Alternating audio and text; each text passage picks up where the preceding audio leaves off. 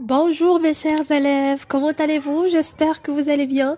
نبداو الفيديو ديالنا اولا بالصلاة والسلام على سيدنا محمد وعلى آله وصحبه أجمعين. Bienvenue une autre fois sur ma chaîne YouTube Hajarita Monde. Alors on se retrouve aujourd'hui pour une nouvelle vidéo destinée aux élèves de la 3e année collégiale dans laquelle on va aborder un autre exemple de l'examen régional session juin 2021 de la région Guelmim Ouadnoun. Et si vous n'avez pas encore vu les premières vidéos, qu'est-ce que vous attendez? Vous trouverez les liens dans la barre de description. Comme rappel, le coefficient de cette matière c'est 3 et la durée c'est 2 heures. Bon, vous êtes prêts? C'est parti! Comme d'habitude, je vais vous lire le texte de base et après on va voir ensemble les questions de compréhension et de langue et communication. À Imlil et partout dans le pays, Omar était le seul et unique guide à parler couramment 4 langues étrangères, ce qui bien entendu ne lui valut pas que des admirateurs. Certains de ses collègues parlant à peine le français et l'anglais, prétendant que ce mystérieux multilinguisme d'Omar lui avait été offert par un marabout de Sousse. Une faveur, un don, une baraka d'Allah comme l'on dit dans le pays. D'autres racontaient partout que c'était un rabbin qui lui avait confié quelques recettes miracles lui permettant d'apprendre sans coup férir autant de langues qu'il désirait. D'autres encore, sans doute plus superstitieux, avançaient qu'Omar était habité par un djinn polyglotte et que le jour où celui-ci rendrait l'âme, le guide se retrouverait avec son seul dialecte maternel dans le bec. Quand Omar s'exprimait dans telle ou telle langue, les touristes occidentaux eux-mêmes ne cachaient pas leur surprise, tant ils le faisaient aisément et correctement. Les gens du pays, eux, passaient leur chemin en susurrant un Bismillah Rahman Rahim, comme pour conjurer le mauvais sort. La référence de ce texte, c'est d'après Mohamed Nedali, Le bonheur des moineaux, édition Le Fennec, page 19. Maintenant, mettez la vidéo en pause et lisez le texte une deuxième fois jusqu'à 3 fois afin que vous puissiez le comprendre.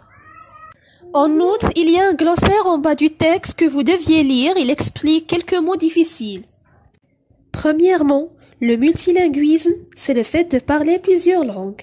On dit une personne polyglotte, c'est-à-dire une personne qui sait parler plusieurs langues.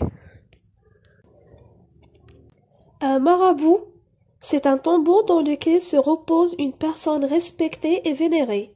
On dit un shir, un shrif. Un rabbin, c'est un religieux spirituel dans la religion juive. Sans coup férir, c'est-à-dire sans effort et sans problème. Superstitieux, il vient du mot superstition, c'est-à-dire la croyance ou bien une pratique non conforme à la raison non reconnue par une religion de référence. On passe maintenant aux questions de compréhension 6 points. La première question, recopier et compléter le tableau suivant. L'auteur, le titre du roman, l'édition et le personnage principal. Alors vous êtes censé compléter le tableau suivant à partir de la référence du texte. Bon, l'auteur de ce texte c'est Mohamed Nedali. Le titre du roman, c'est Le bonheur des moineaux. L'édition Le Fennec et le personnage principal, c'est Omar. La deuxième question, quel est le travail d'Omar? La réponse, Omar travaille comme guide touristique. La question numéro 3, combien de langues parle Omar? Justifiez votre réponse par une phrase du texte. Omar parle 4 langues étrangères. La justification, Omar était le seul et unique guide à parler couramment 4 langues étrangères.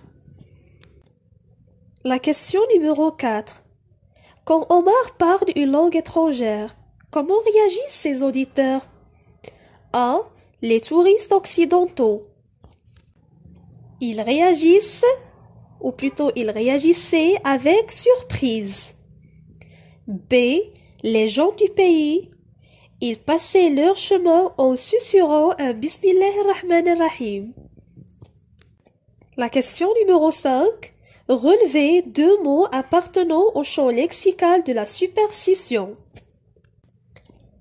Alors les mots appartenant au champ lexical de la superstition sont un djinn, un marabout, et superstitieux.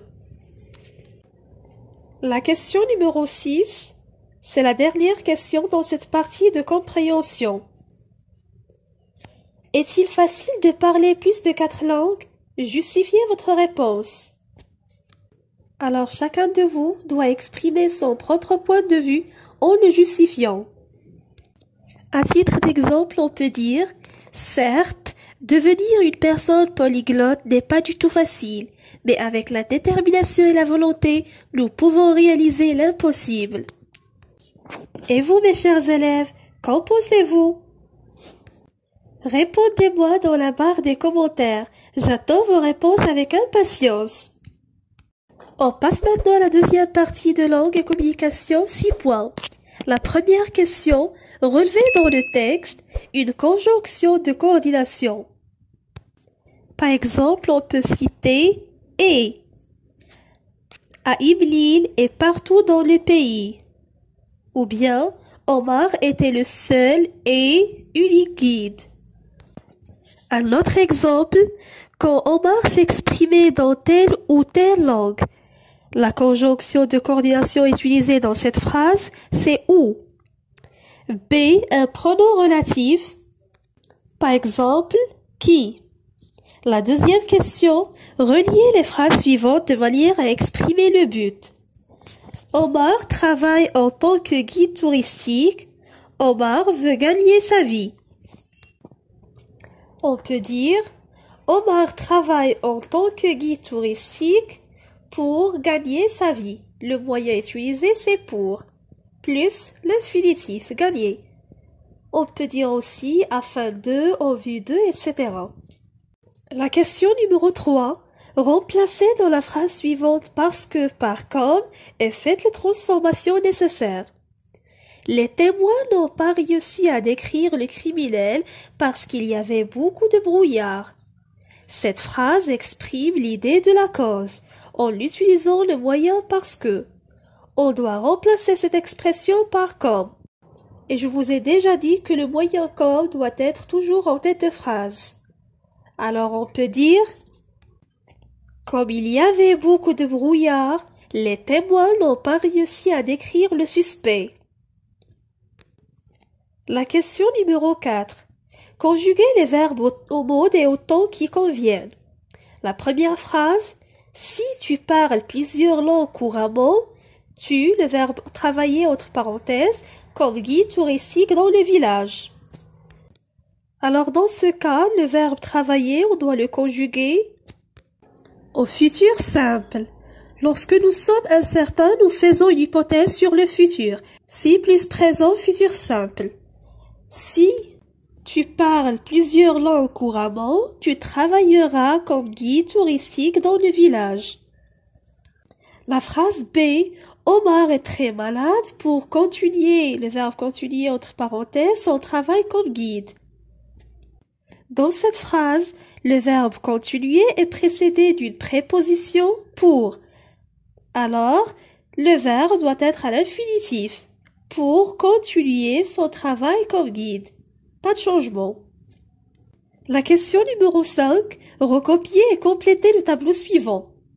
L'énoncé, une touriste qui a dit « Certes, Omar n'a jamais été à l'école, mais il parle couramment plusieurs langues étrangères. » À votre avis, qui parle? Quelle est l'idée exprimée et quel est le moyen utilisé? Alors la personne qui parle, c'est une touriste. L'idée exprimée par cet énoncé, c'est la concession. Le moyen utilisé, certes, aimer. Finalement, on va passer à la production écrite 8 points. Vous choisissez un seul sujet et vous produisez un récit cohérent, c'est-à-dire sujet au choix. Le premier sujet. Vous avez été invité à passer la nuit chez un ami ou un de vos proches. Tout s'est passé bien au début. Tout à coup, un bruit assourdissant brisa votre sommeil. Racontez à vos camarades en 12 lignes environ comment vous avez passé cette nuit-là. Racontez en précisant les circonstances, à savoir le lieu, le temps et ce que vous avez entendu, et décrivez vos sentiments. Le deuxième sujet, l'année précédente fait exceptionnelle à cause du Covid-19, surtout lors du confinement.